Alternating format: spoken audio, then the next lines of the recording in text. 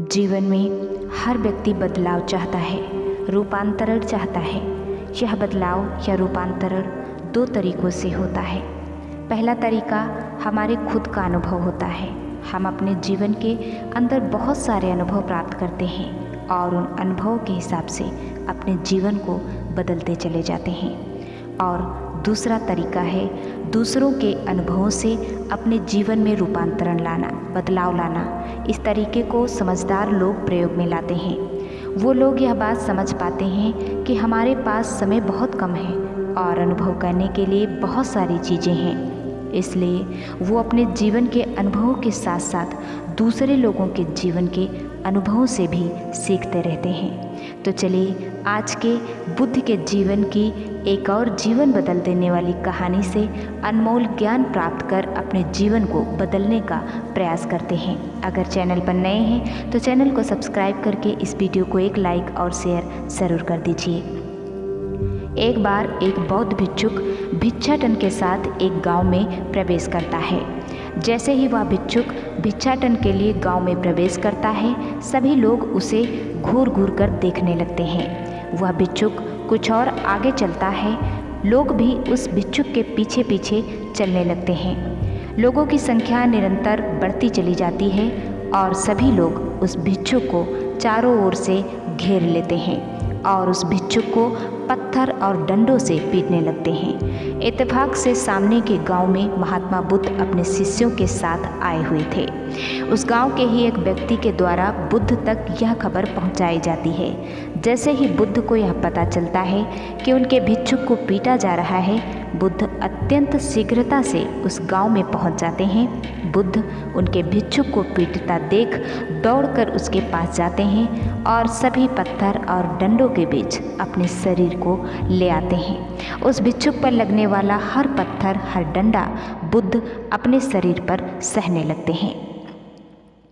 बुद्ध को देखकर गांव के कुछ लोग दूसरे लोगों को समझाने लगते हैं और सभी को रुक जाने को कहते हैं। सभी लोग पत्थर और डंडा मारना बंद कर देते हैं।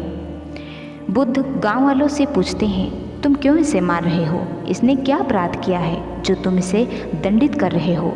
सभी लोग बुद्ध से कहते हैं, हे बुद्ध, हमें इस पापी को दंडित करने दीजिए। यह एक डाकू है, राक्षस है, जिसने न जाने कितने लोगों के प्राण लिए हैं। यह वही डाकू है महात्मा बुद्ध। यह क्या सोचता है, भिक्षुक बनकर हमसे बच जाएगा? हम इसे जीवित नहीं छोड़ेंगे। कृपा कर आप हमारे समक्ष से हट जाइए, हमें इसे दंड देने दीजिए। बुद्ध कहते हैं, तुम इसके भूतकाल के लिए इसे इसके कर्मों के कारण पीट रहे हो या इसके वर्तमान के अच्छे कर्मों के कारण?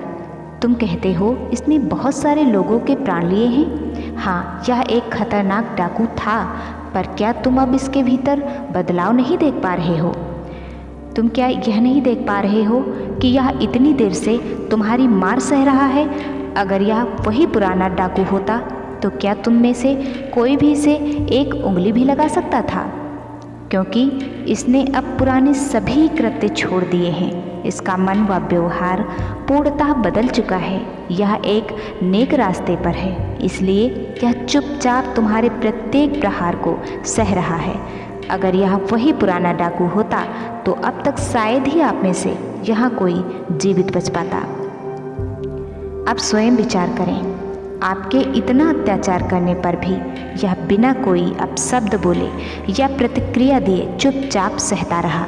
आप अपना क्रोध भूतकाल की घटनाओं को याद करके उतार रहे हैं, जिसका कोई लाभ नहीं, क्योंकि आपको ऐसा करने से वो लोग वापस नहीं मिल जा सकते जो उस डाकू की वजह से मृत्यु को प्राप्त हुए थे। तो क्यों अपनी ऊर्जा और समय व्यर्थ कर रहे हो?